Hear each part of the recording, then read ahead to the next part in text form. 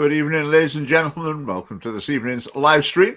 And we are joined by Gareth Kirk, as you can see. Gareth, a newly appointed deputy chairman of the Scottish Family Party. So congratulations, Gareth, and welcome to this evening's live stream. Do you want to tell people a little bit about yourself by way of introduction before we dive into the issues?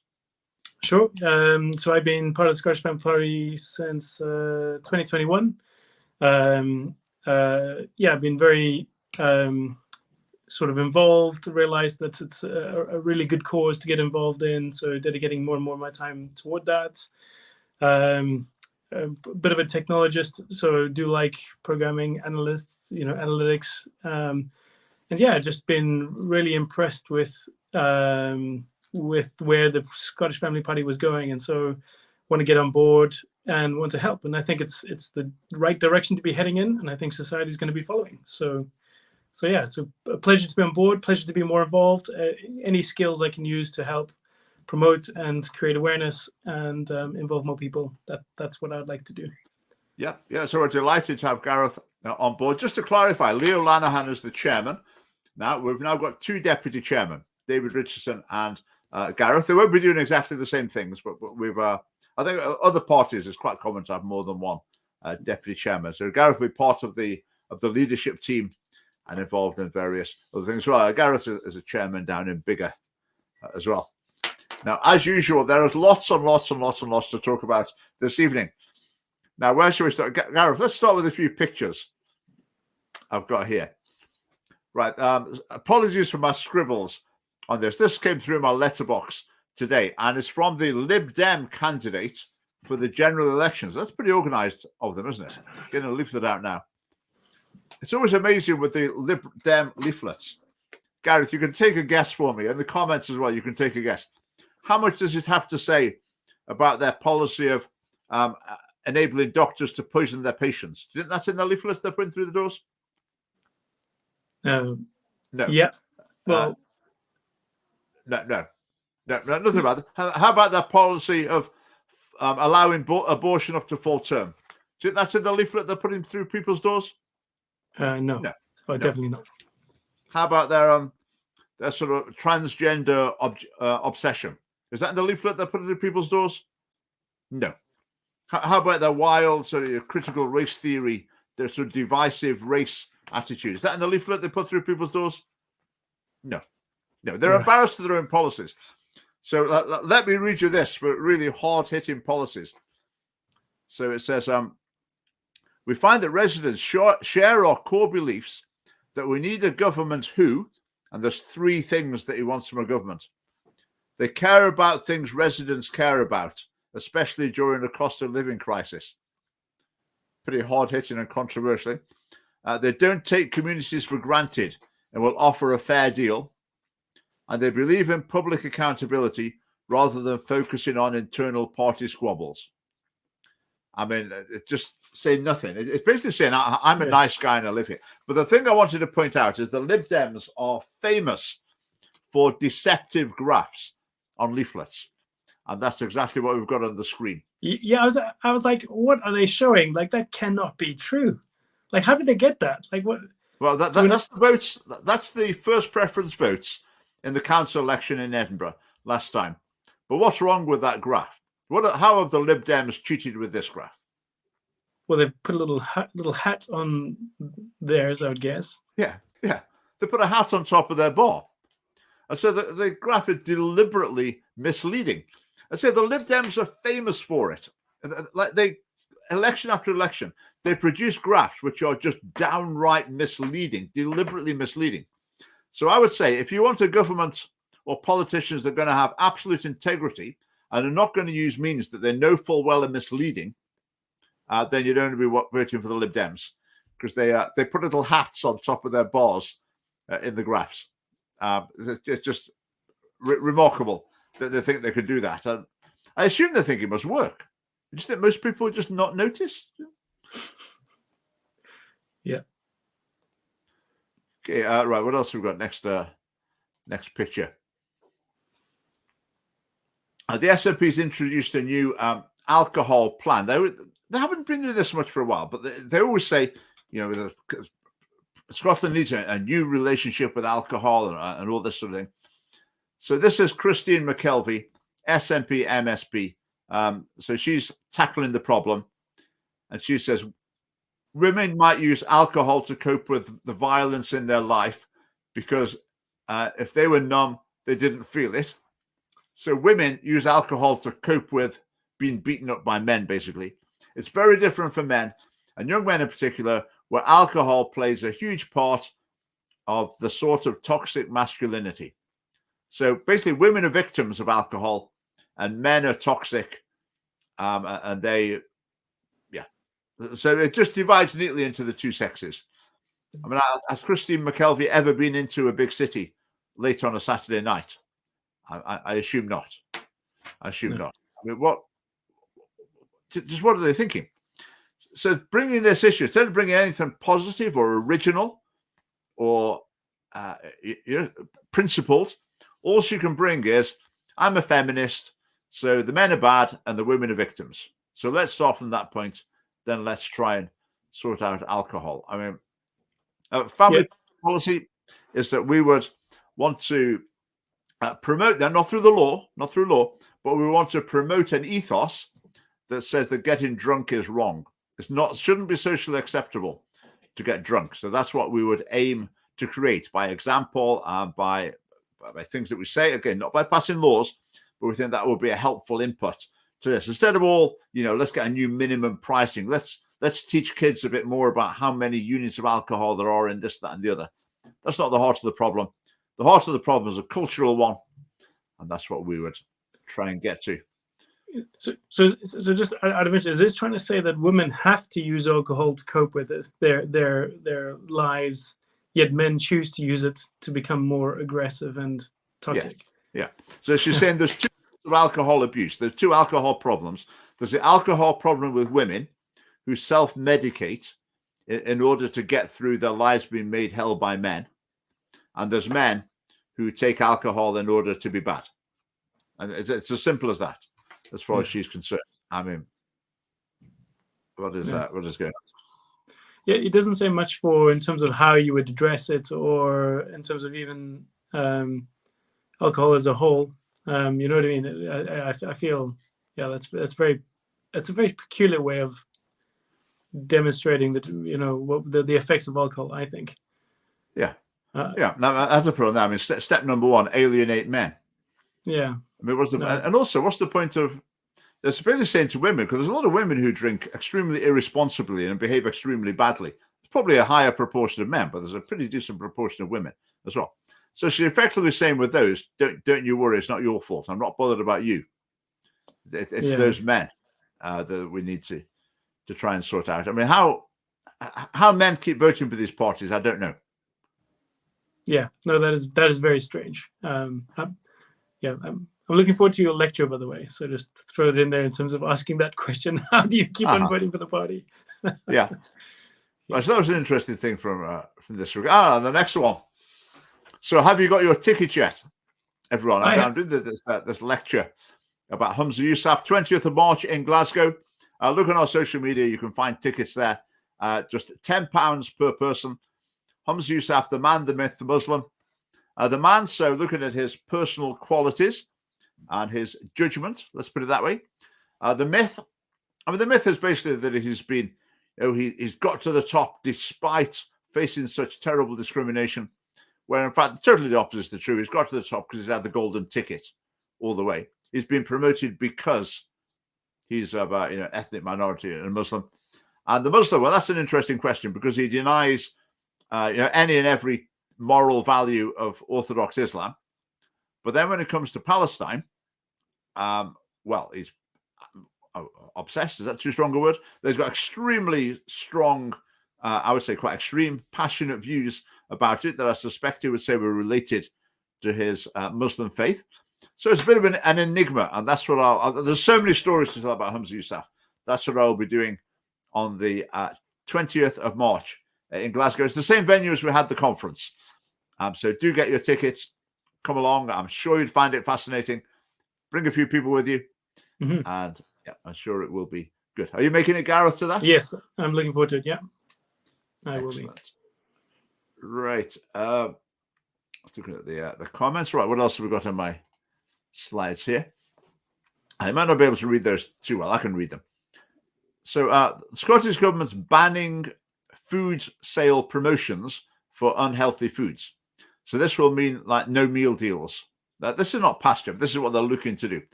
No meal deals. So if you have a meal deal, you can't have like a can of Coke with it because that's a soft drink with sugar. You can't have crisps either. I mean, most meal deals, don't you have a sandwich and a fizzy drink and a packet of crisps or something? Well, there were two down. The meal deals down to just sandwiches at the moment. And maybe you could get one of those like yogurty things with some granola on top or something. Oh, no, they're banned as well. Breakfast cereals are banned. Ice creams, frozen yogurt, yep, they're all banned. Chocolate, little chocolate bar, sweets, no. Cakes, no. I mean, are we actually allowed the sandwiches? I think you are just allowed the sandwiches, I think. Yeah, so that's the end of meal deals and any other promotions. That seems absurd. It really does seem silly. Will it work? I think that's just frustrating because how many people go specifically at lunch and they really do like just a meal deal? No, I think people will still end up just having to pay for it. So what they'll end up doing is offering a discount, but not calling it a meal deal. Maybe I really like how many people. I work in an organization where there's one Tesco's, and a large number of people go for the meal deal, and I mean a large number of people. Yeah, do that. So I don't think it'll work.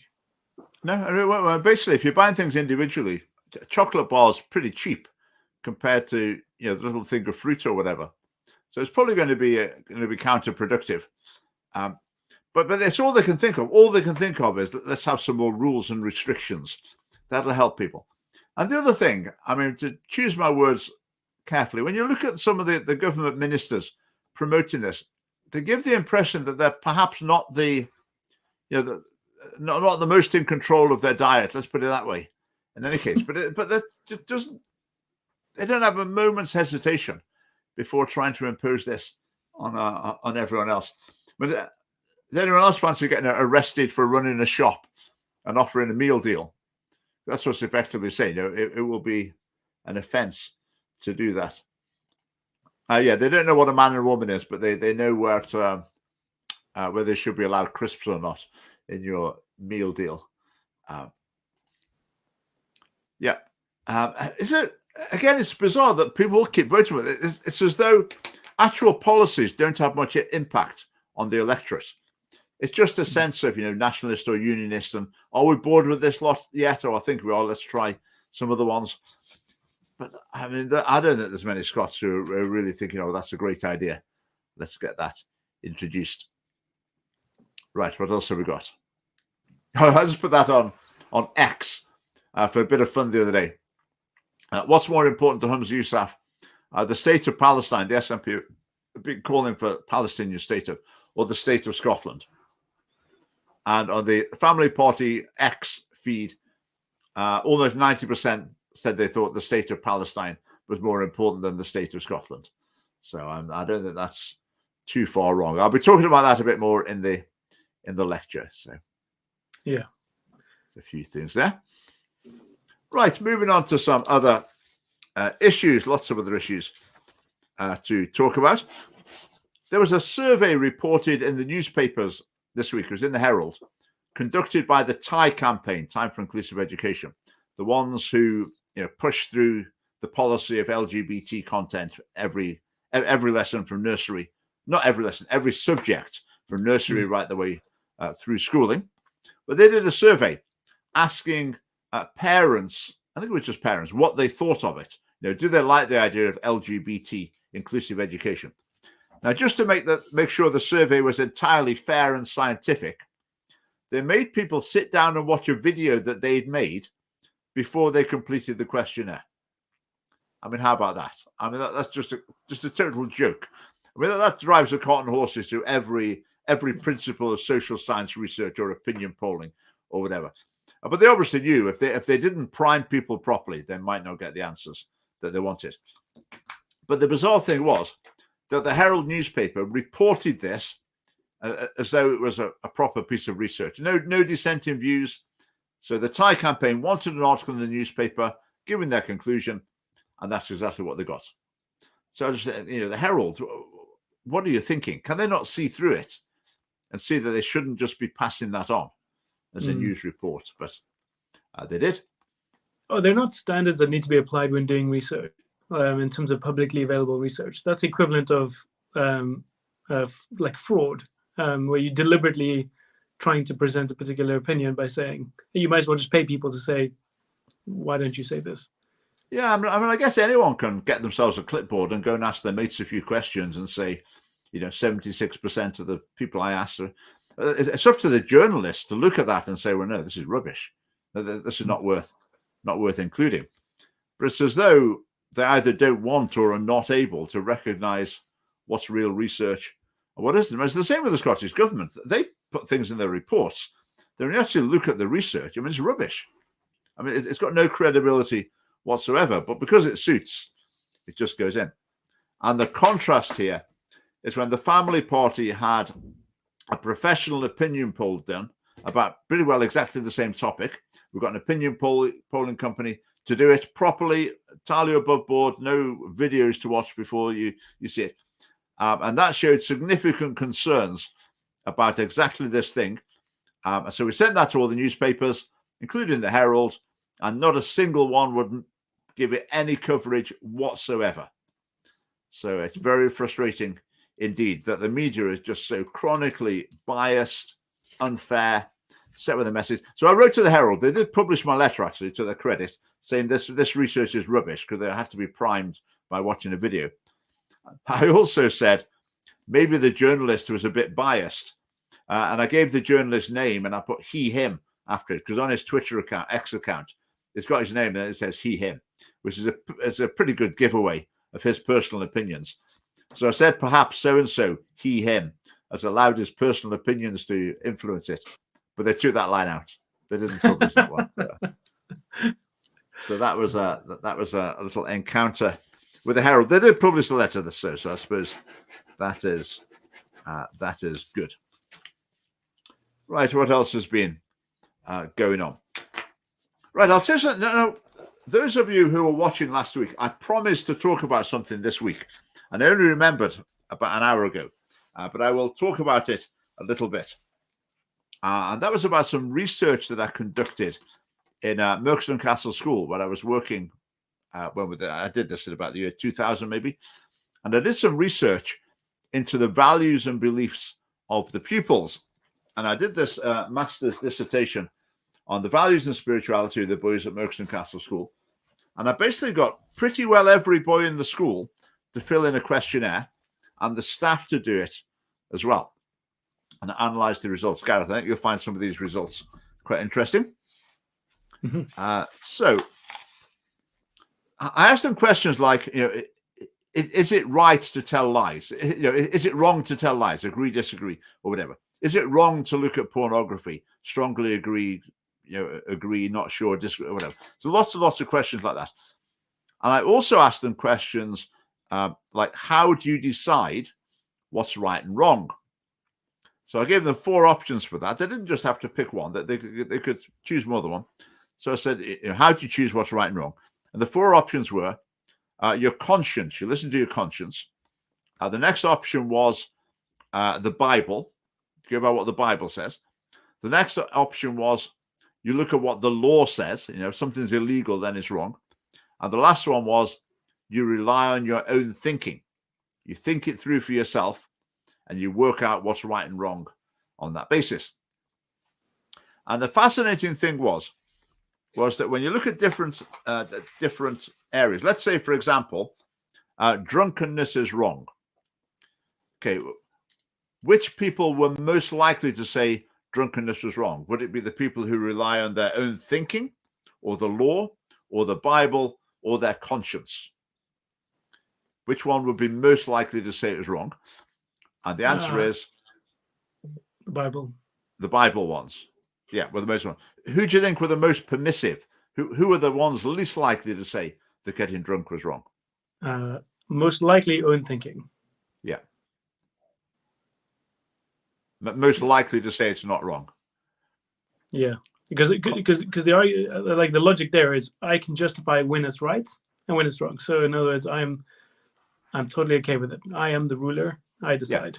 Yeah. So the people who said that they use their own thinking, they were the least likely to say getting drunk was wrong. Let's go on to another one. Smoking marijuana. Which group were the most likely to say it was wrong? Again, it's the people who said they go by what the Bible say. Which people were the least likely to say it was wrong? The people who rely on their own thinking. Again. Let's go to the next one. Racism is wrong. Which group was most likely to agree with that? Again, it's the ones who said their beliefs are based on the Bible. And the ones who are least likely to agree with it were the ones who said it's based on their own thinking. What? Not the ones who said the law. I would have thought, okay, it depends, because the law is not as. When was this done though? 2000. 2000. Okay. Yeah. Pornography is wrong. Again, who's most likely to say pornography is wrong? The ones who trust the Bible. Who's least likely to say pornography is wrong? The ones who say they trust their own thinking. Next, how about the next one? Murder is wrong. Now, you would hope this would be a dead heat, wouldn't you? Between everyone. It wasn't. It wasn't a dead heat. The people most likely to say murder was wrong were the ones who said their values came from the Bible. The ones least likely to say that murder is wrong, or to have the least strong opinion, they might have said agree instead of strongly disagree, was the ones who rely on their own thinking. So closely followed by the conscience one, I guess. Conscience and law tend to be sort of similar-ish in between. Similar in between, though. Dishonesty, same picture. The ones who think it's okay to be dishonest are the ones who rely on their own thinking.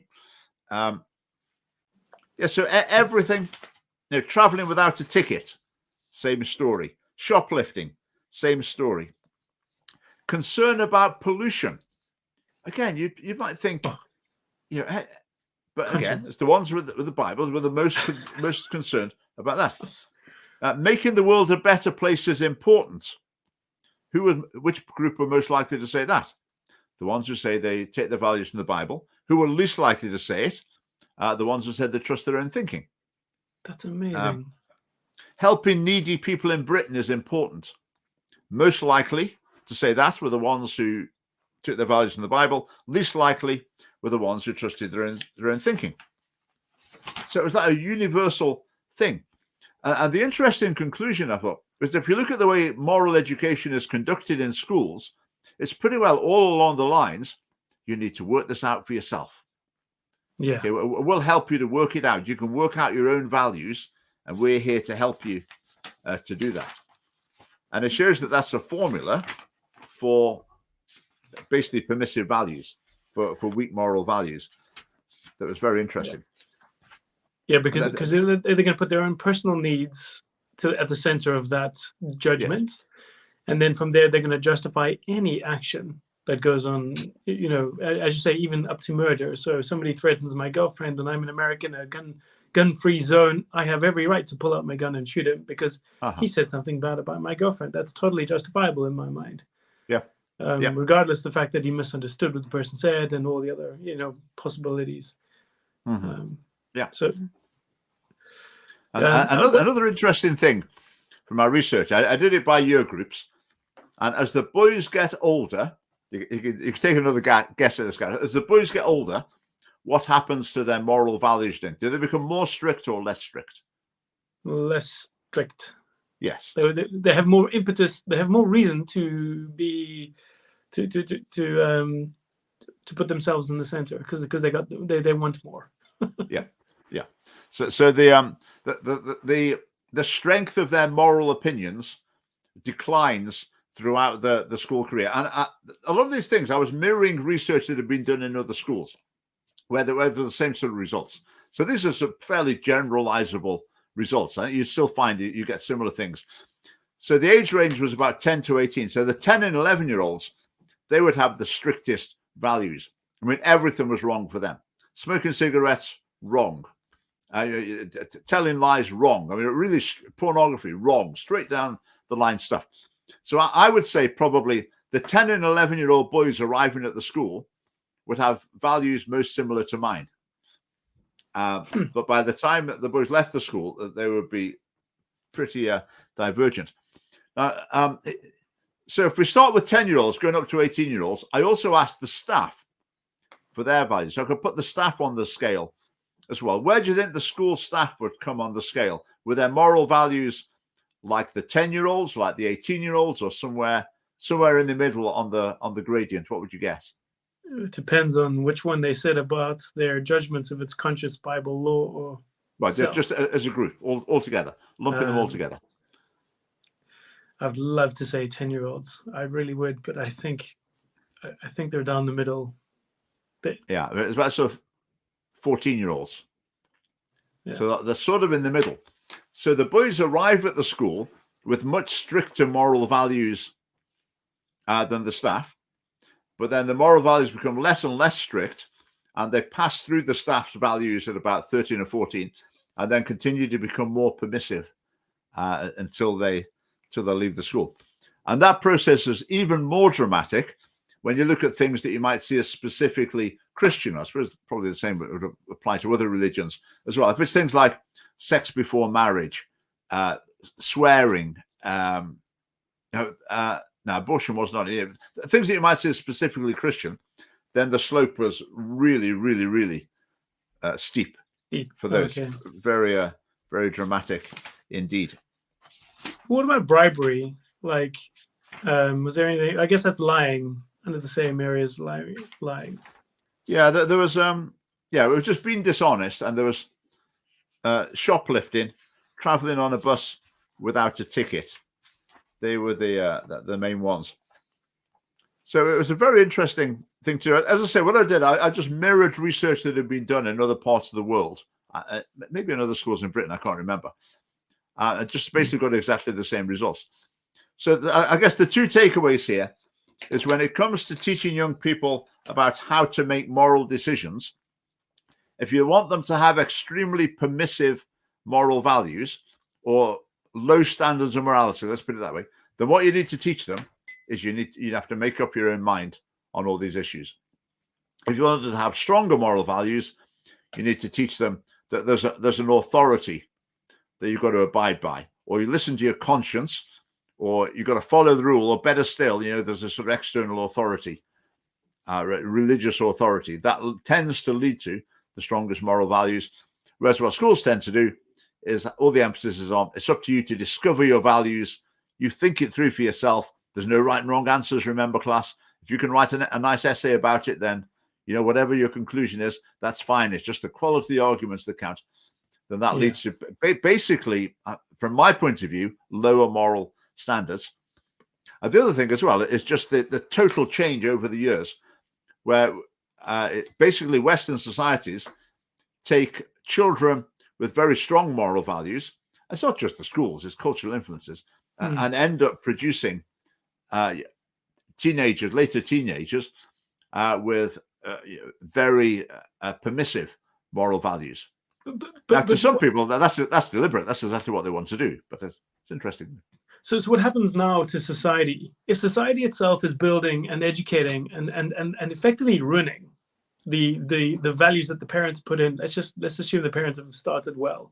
Now I'm suspecting that the school, the school you're talking about is, I wouldn't say your average school. I would say the parents would be reasonably successful in order for that to happen. So they've needed to have some level of discipline. They can't just be total drug addicts and squandering every cent that they, you know what I mean? In terms of, I'd like to think that they've had values that enabled them to achieve what they did in order to send the children to a certain type of school.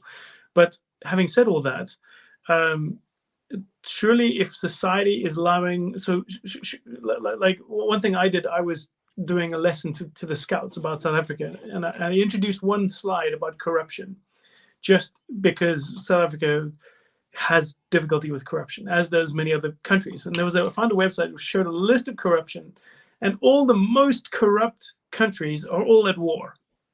They are all struggling with war. And I noticed it had a history from like 2000 and like was 98 or something, like a long time.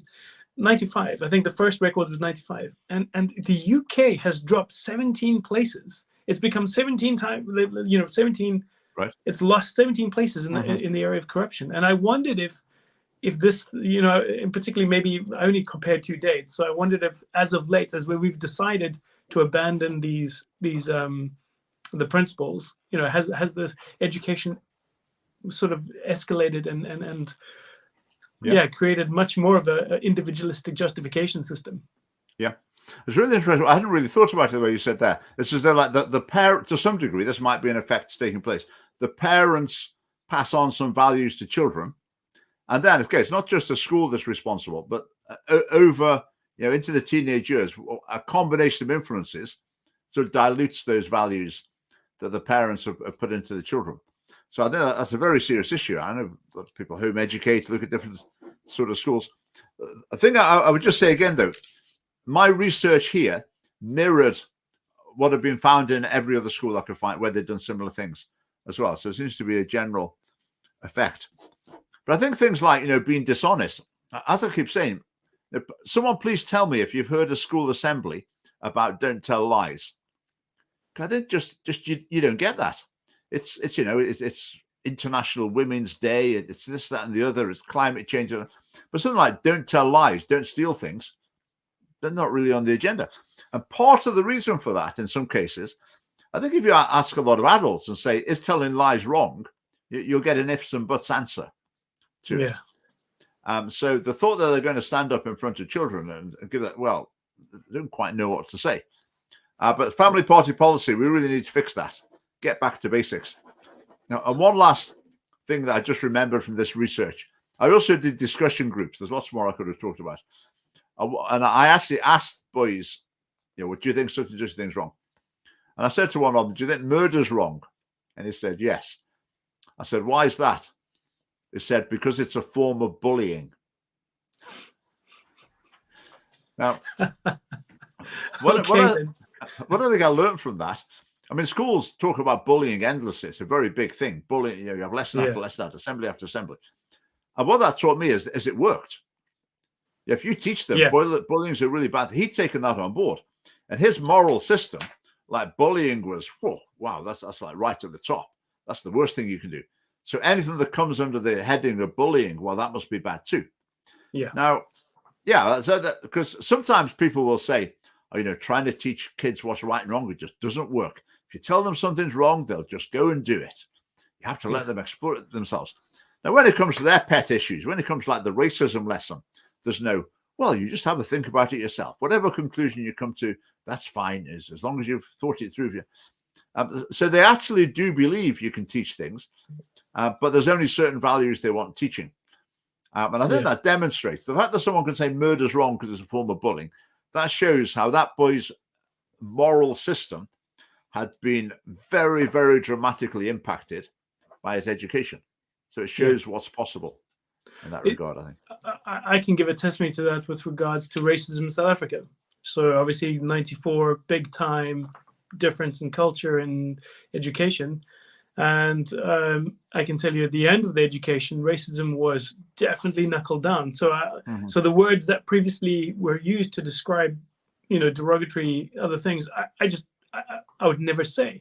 In fact, it's almost, my hair stands at the back of my neck when I hear those words being used. And it just realized that no, you can totally be conditioned, to avoid a certain thing or to be moved away because people understand that the hurt and the pain and it wasn't necessarily drummed into you, but it was just that realization. And my concern is the other way around, like with the in-drilling of the LGBTQ values. That for me is a risk. It's children being conditioned. I mean, I think the thing that Phil shared, where you can see Generation X or whichever one it is, in terms of like the total number of trials are just through the roof. It's because of the conditioning. They're being conditioned. It's not their choice anymore. It's just so education is incredibly important. Yeah, indoctrination, not leader. Yeah, I mean, not the idea that you're instilling knowledge in pupils is very much out of fashion at the moment. I mean, this knowledge is still instilled, but it's, the emphasis is in other directions. Sad that 10, 11-year-olds have more morals than teachers. Teachers should be learning from them. So it's just a joke. Well, it is. Yeah, it's fascinating, isn't it? It's almost as if, but is it safe to assume that the values of like 10-year-olds, that's sort of a bit natural? They're just listening to their natural conscience? I'm not. That's quite a tricky question to assess, I think. But certainly from my point of view, is that like 10-year-olds, the values of 10-year-olds, maybe it's even younger now, are much closer to mine than the values of 18-year-olds. So it seems as if through whatever processes, through the growing up process, I believe that children's moral values are damaged through their education, society, peer groups, whatever. That generally in the Western world, that is the pattern. There's lots more I could talk about my dissertation. I'll maybe bring it out. Bring it out another week, because I did all these interviews as well. Lots of fascinating things coming out through that. Is it accessible anywhere? Just out of interest. No, I think it was, when did I do it? 2002. It was published. I think it was maybe just before the time when you would give it in electronically. It would end up on a website. But if anyone wants a copy, I could put it online even. I could put a link to it. No, actually, I haven't even got an electronic copy anymore. I don't think. Yes, I've only got 2 hard copies. I'll talk about it another week. Yeah, you can share it. You're bite-sized in chunks because I find it very interesting. Mm-hmm. Yeah. I've talked a bit about the morality. I've talked a lot about their religious beliefs as well, and their values, what's important to them, what are their ambitions in life. And also things like, do you believe in ghosts? And that sort of thing. Really very, very interesting, including asking the adults these questions as well. Very interesting. Okay, right. What shall we go to next? Time is flying by. I'll just mention candidate training. We're starting candidate training on Zoom on a Friday evening. I think it's starting on the 15th. Is that right? Is that a Friday? So if you're interested in being a family party candidate, email campaignmanager@scottishfamily.org. Campaign manager, all one word, @scottishfamily.org, and we will send you the details for that. The candidate training, it's partly training, it's partly to inform you what it's all about, to help you to make a decision. So you could do the training and end up thinking, maybe that's not for me. That's fine. And also gives us a chance to get to know you. But the training, it's pretty light. We do practice interviews and that sort of thing. But we do it in a way it's like a bit of fun. It's not the sort of a high pressure thing. So if you're vaguely interested even in being a candidate for us in the general election, drop an email to campaignmanager@scottishfamily.org, and we would love to see you at the candidate training. And who knows where that might lead. It's a great experience being a candidate. Now, you were a council candidate, weren't you, in 2022? Yes. But you weren't in the last Scottish election. No. So you've never been a constituency candidate yet. No, I did both. All right, okay. I did both because I remember going to the counting. Yeah, so I was on the previous candidate training, so I really enjoyed that with Tobias. And it was very good. Yeah. Next, it is the 15th of March. So Friday, now's the time to drop an email. It would be great to see you. That's the date for your diary. And then coming soon after that is the Humza Yousaf lecture in Glasgow. We would love to see you at that as well. The Humza Yousaf lecture, we're hoping it will draw a lot of people who maybe are not familiar with the family party or wouldn't come to a family party event. But I think a lot of people are interested in Humza Yousaf and about his track record and his character, judgment, whatever. So we're hoping it will draw a good number of people, and then there'll be a chance to meet them and they can take away some family party literature as well. Right. George Galloway has got himself elected, which I'm not particularly surprised about because he's done it plenty of times before in by-elections. And the way he does it is he basically goes along and pitches straightforwardly for the Muslim vote. So I understand in this by-election he had 2 different letters, one letter for non-Muslims, one letter for Muslims. the letter for Muslims started off "Salu alaikum" or whatever it is, the sort of Arabic greeting, and then it just explicitly said, you're a Muslim, so I'm on your side. So Gaza's the main thing, and so getting a ceasefire and looking at the people of Gaza, that's the number one priority. So vote for me, and he won on that Wow. ticket, which I find quite concerning. What do you think about that, Wow. Gareth? No, yeah. What else did he say in his other letter? Like, I'm assuming he would have just totally left that out. I haven't seen the other one. I'm not sure. But I mean, yeah. I mean, that's very challenging for me, because if it's just manipulative, he's just saying whatever. Yeah, whatever he wants to get votes. That sounds like that doesn't sound great. Yeah, I mean, his pitch is to Muslims. I mean, our hope in the family party, I mean, our pitch to Muslims is we agree with you on a lot of things. So if you want to see Scotland made a better place because your values are good, then you need to be joining us and supporting us because we share a substantial number of those values. So get aboard. And some Muslims, we have got some Muslim members, and that's great, and we would love to have a lot more. But that's not George Galloway's approach. George Galloway's approach is, well, for a start, you're a Muslim. We're appealing to your identity. I'm on the side of Muslims. The Scottish Family Party will never be saying, we're on the side of Christians, Muslims, atheists, Buddhists, whatever. We've got a set of policies. People unite around them. But George Galloway's approach, I say, is completely the opposite.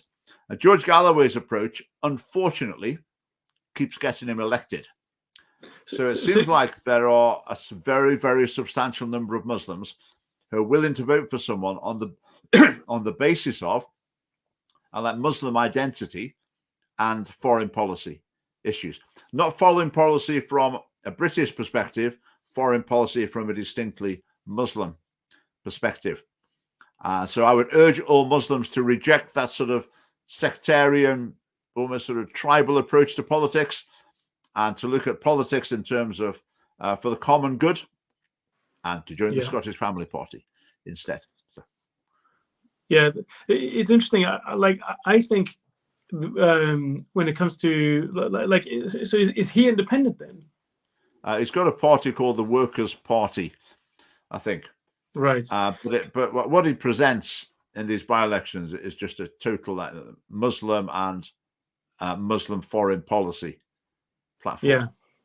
Yeah. Okay. So he's definitely appealing, because one of the concerns I have is going to be where we're just going to see further and further extremism. So he's just going to lead towards extremism, and I think to me that's actually one of the things that creates more of a problem. Is actually not necessarily which camp you're on, but moving further and further apart. You end up like what's happening in America right now. You have such a diverse difference between whether you're pro Trump or against Biden.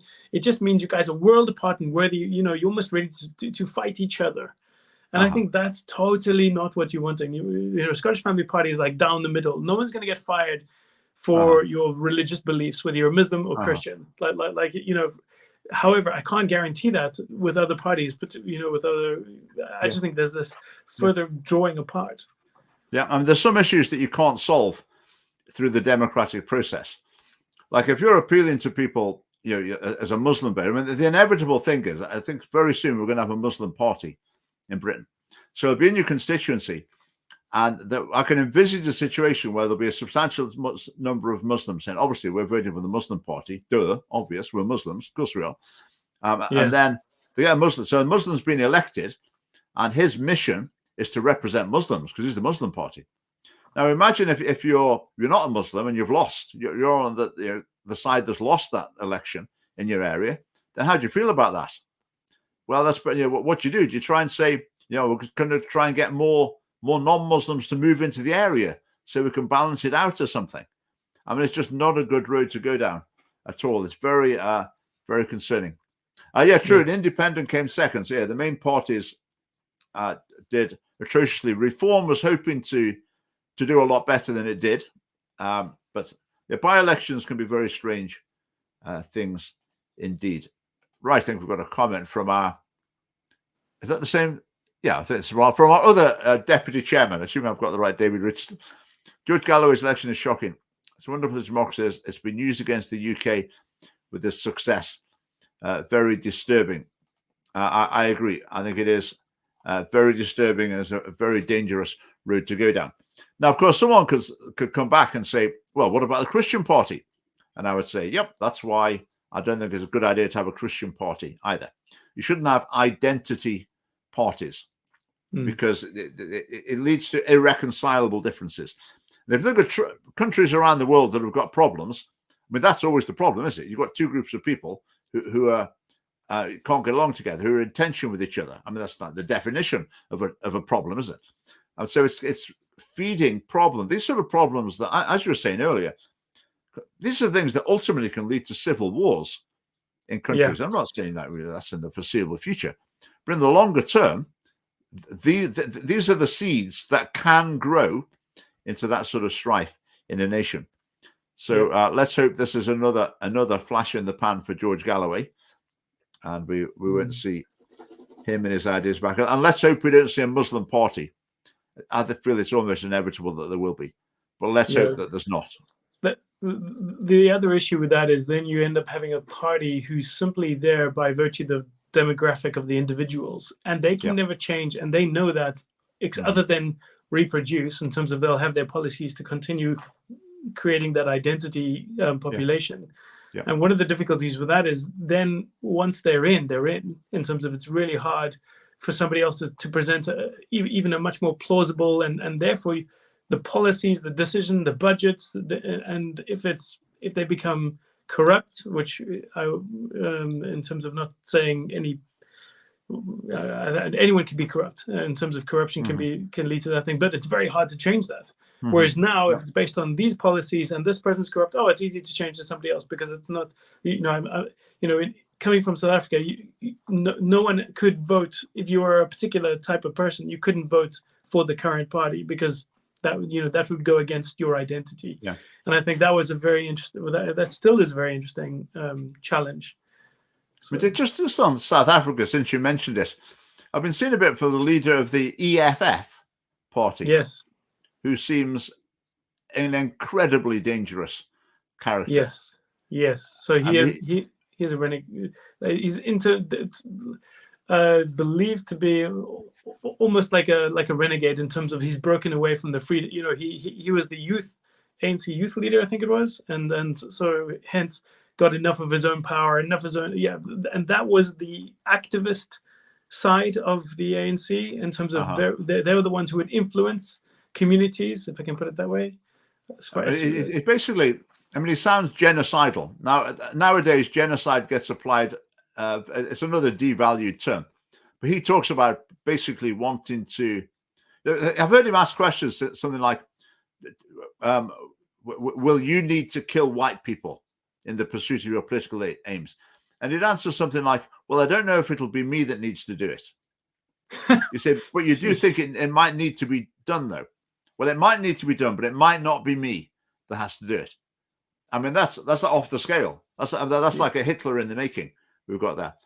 And so there should be huge international condemnation. I mean, I've heard that he's in with the chance of becoming the president, the chance of becoming the government. I mean, that is seriously a dangerous situation brewing there. But I fear it won't be tackled by the international community because of sensitivities and historical sensitivities in the area, maybe. But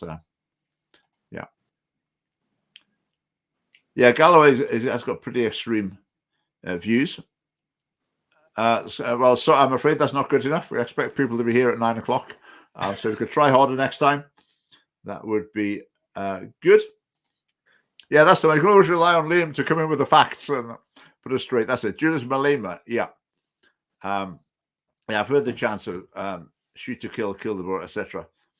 So very concerning. Just personal take, right? That's a very accurate way to describe it. The Scottish Family Party and my vote on domestic issues. Excellent. That's good. Right. Home policy should always take priority. I think the policies relating to that level of election should take priority, because in Scotland, a huge amount of discussion at elections is about issues that are irrelevant for that election. But yeah, I think home policies are important. I mean, foreign policy can be very important, but I would like people to approach foreign policy from two perspectives. Perspective number one, morality. You want to be on the side of the people who are right.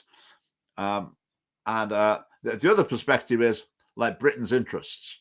They're the two perspectives to take to foreign policy, not they're people with the same religion as me, so I want to be on their side. And I think in terms of, I know Britain's not a Christian country, but in terms of foreign policy, I think the evidence is that there's not a bias towards Christians in UK foreign policy. Some people might argue that there should be, but I would say that there isn't. Like, if we look at what happened in the former Yugoslavia, they're intervening on behalf of the Muslims who have been mistreated by Christians. And I think that's the way it should be, rather than just an automatic, we're on the side of the Christians, we're on the side of the Muslims, we're on the side of the whoever. We need morality, not tribalism. Beyond time next week, right? We'll be checking. Okay.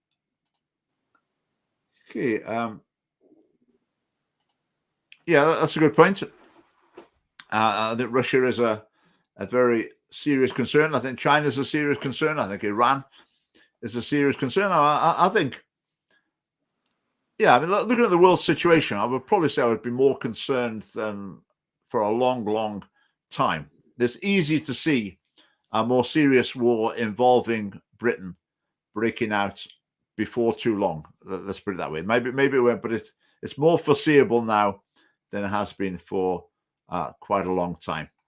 So just on that point, my question stands at this: will I have to send my son to go and fight, for example, in Gaza for the wrong side? Could that ever be the situation? I mean, I think if there's conscription, then that's possible. I think at the moment, in terms of foreign interventions, military action in other countries, there've been a lot of those a few in recent decades that a substantial proportion of people have thought have been wrong.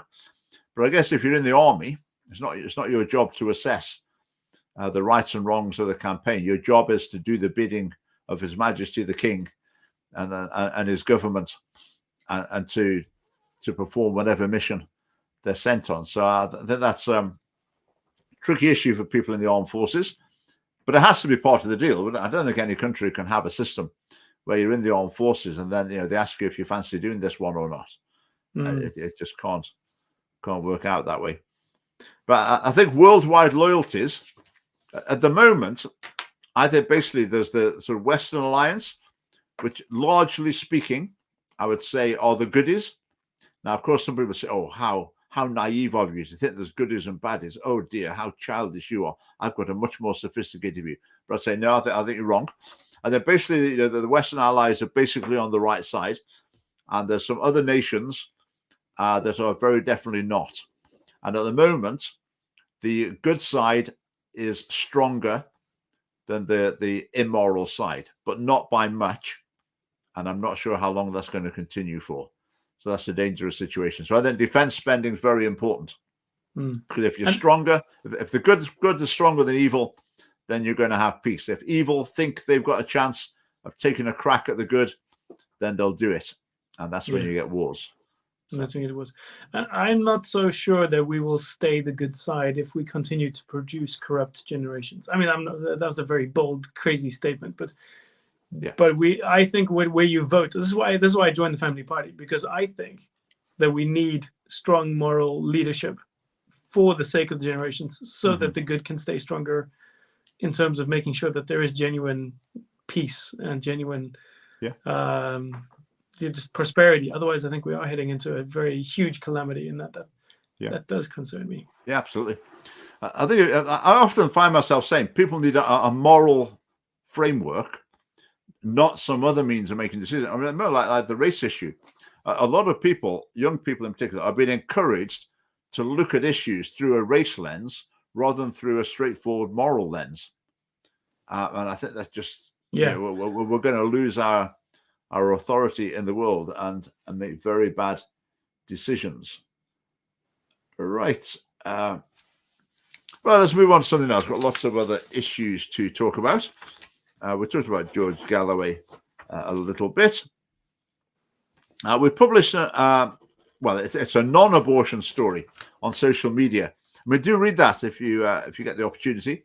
And it's a lady telling the story where a test raised a concern that her child would have Down syndrome, and the NHS, the doctors, were recommending an abortion, but the lady and her partner didn't do that.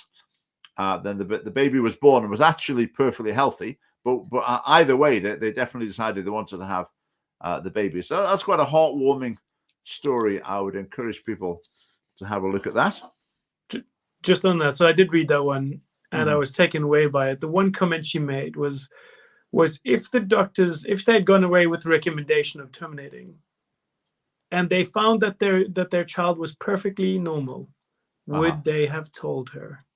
And I just was like, that is such a difficult, I'm glad they've gone through it and they've kind of stuck to it, and they decided for better for worse kind of thing.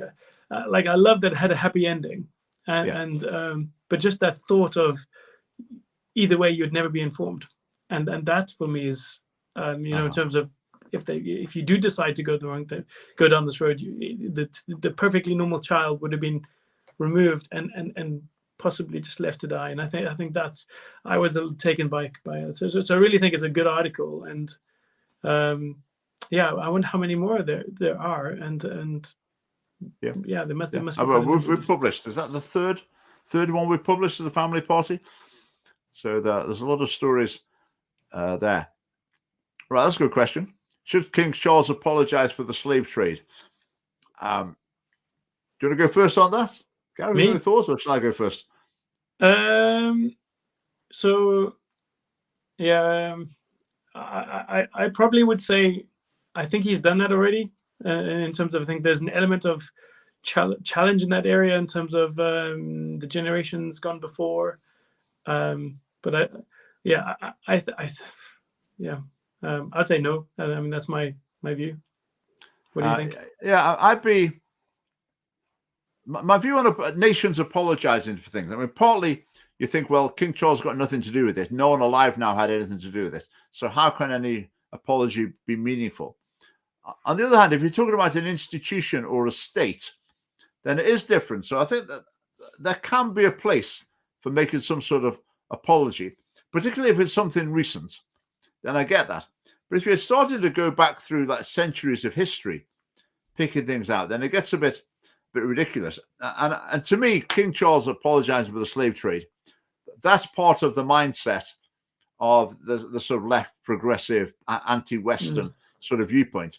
We're constantly trying to make the point that we're in a bad country and all those other countries were the good countries. We went and spoiled them. So we should be apologizing all the time. But I'll say, if at some point in the past, I'm sure they probably already have, there was some apology made by the United Kingdom for part of the slave trade. Okay, fine. But let's also talk about the fact that Britain basically fairly single-handedly abolished the slave trade as well around the world. It stopped it with the Royal Navy. Now, I don't think you'll find many children in Scotland being taught about that, but you'll find an awful lot being taught about, oh, it was really terrible, Scotland was really bad, Britain was really bad, all the European countries were very bad, and the poor African and other countries, they were the victims of the nasty Europeans.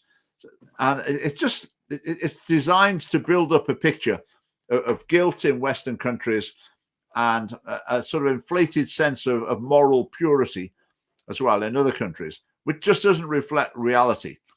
Yeah. So probably at the moment, I would say King Charles probably shouldn't be apologizing for the slave trade.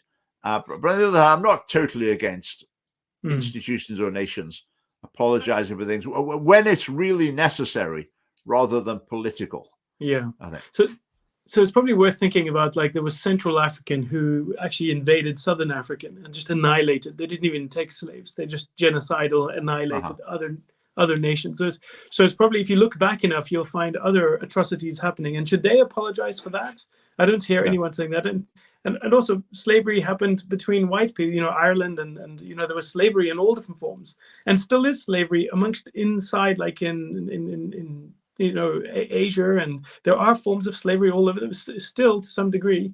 Yeah. For me, I would rather say let's focus on things like child slavery. Like let's just clean up the act now rather than worry about the act previously. Yeah. I think I read something a while ago, and it was saying that actually the institution of slavery was a case of moral progress, and the reason was that before then, you would fight with the tribe next to you, and if you won, you just kill them all. Yeah. And then the next step of progress was, well, let's not kill them all. Let's make them work for us. Which, okay, from on an absolute scale, that's not as bad. I mean, if someone's going to take over Scotland, I would rather they made me a slave than they kill me. So it was a stage of moral progress, and then obviously there have been lots of stages of moral progress since then. But I think that is important to say. And also, there were people from Britain were taken as slaves by Africans as well. They'd come in boats and take people from the south of England. People were kidnapped and sold as slaves in Africa. And I think throughout the history of Islam as well, slavery has been played a very substantial part in that. Whereas in Britain, I mean, slavery was abolished in Britain. I understand. I need to check the details. I understand it was abolished in England, rather, in something like 1210, following a campaign by the Bishop of Bristol. He said that this is all wrong, you can't have slavery. And so it was banned. But then it came back again. And then it took some other Christians to get it banned again there. But again, on the world scale, very early, Britain was very early in banning slavery and expended a huge amount of resources in stopping it around the world, which is a thing to be proud of. One of the many things to be proud of in British history, but you're not going to hear anything about that in museums and whatever, or in schools. That's very much downplayed. And Prince Charles, I think, has been captured by this sort of mindset, and has been used to push this sort of this sort of ideology, which is very unfortunate. But yeah. I fear it's being used as a weapon against individuals to create this idea of entitlement, further entitlement, which is not helping. That doesn't help. Yeah. David Livingstone, Scots missionary, stood against the Muslim slave trade. I didn't know that. Okay. Yeah. Still use descendant slavery in African Muslim countries. I understand there are still some unsavory practices there. I mean, there's a spectrum of types of slavery as well. In some ways, slavery is like selling your work in advance of you doing it. Someone like buys your contract. So what's the difference between buying a person and buying their contract to work for you for the next 10 years or whatever? It can be quite a subtle distinction. And it's not, was it like about 1800? Some miners in Scotland basically operated under a system that now could be seen as slavery, in that they sold their work for the next 10 years in advance, and then the company owned their work. Didn't own them as a person, but it had a right to their work for the next 10 years or whatever without paying them, because they'd bought their contract at the beginning. So there have been arrangements like that throughout history. But basically, I mean, there was talk of a slavery museum being opened in Glasgow, wasn't there? I don't know if that's going to happen. In fact, this is yet another example. I was talking about that one last week, that they put some signs up in the entrance to the Kelvin Grove Museum saying this is a museum of empire, and it's all about showing how bad Scotland was and slavery. But I thought they hadn't got the money to actually do it around the museum. The rest of the museum was pretty free from it. I mean, this idea of building a slave museum in Glasgow, that's probably gone the same way. They've got no money.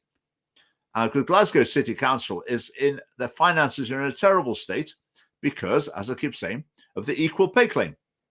So feminism, sort of equality, equity theory has had a pretty good go at bankrupting Glasgow. And that's why the services and facilities are in a pretty sorry state in lots of cases. I mean, in Yeah. Birmingham, it actually has bankrupted them, and there's other councils as well that are heading the same way. But within the political establishment, no one will call it out and just say, this is wrong. Whereas we will. You will, yeah. So you would. That's for sure. Right. Well, that was very interesting. Thanks for your comments. We managed to get quite a few comments in. I've got lots more things on my list we didn't get around to. I'll mention a couple of them. I'll maybe make videos of them. I've been watching a bit about the consultations and the committee stages of the buffer zone legislation. And one of the big points to make is they invited the pro-buffer zone people to come in and tell their stories, which I'm a bit skeptical of in some. They came into the committee room. There was broadcast live on Parliament TV, whereas the people who take part in the vigils, including my wife, they were invited to come and give their input as well, but in private. They weren't going to show those on Parliament TV. They weren't going to let people see those as normal people. They've got to be demonized and sort of dehumanized, if you like. So we don't want them appearing on screen, being reasonable, explaining their own point of view. So they had to do their thing in secret, which I think is pretty sinister. That's a pretty appalling way of biasing the system, that you don't allow one side to actually appear as people and actually present themselves and what they've got to say. I think that was absolutely appalling. And just to finish, they had a woman from BPAS, the British Pregnancy Advisory Service or whatever, basically a big abortion business. And she said, God forbid we should ever reach a stage in Scotland where people think life is valuable from fertilization. Wow. How about that then? God forbid that Scotland should ever value all human lives. Well, but she said that in the committee. If I'd have been in that committee, she would have known about it. Yeah. I'd have said, hang on a minute. But in the committee, you can get, no one bats an eyelid. Everyone just sits there nodding. And the other point from it, I'm going to include this in the video, is the MSPs ask questions that demonstrate they haven't got a clue what's going on. They don't understand the issue. They're not following the debate. They haven't got anything to contribute to it. So it's their turn to ask a question. So they have to have something to say. So they ask the most banal question, or they ask a question that's been answered 6 times already in the proceedings. And I've mentioned this quite a few times, but I've never actually named them, shamed them. I've never actually said in a video, right, look, that's a question. That was just a useless question. But I'm really so fed up with it. Now, I am actually going to do that. I'm going to show some of the questions that MSPs asked and just point out that it shows that they don't understand the debate. They're not following the debate, and that the quality of the discussion in these committees is absolutely woeful. So I'm actually going to do that this time. It's the straw that's broken the camel's back. And I'm going to actually point out the questions that were asked and just how ridiculous they were. So, right, thanks for watching, everyone. Thanks for your comments. Thanks to those watching later as well. I know more people watch later than live. Gareth, thanks for coming and joining. Thank you. Enjoy being on. Thanks for your input, and we'll see everyone next week. Right, good night.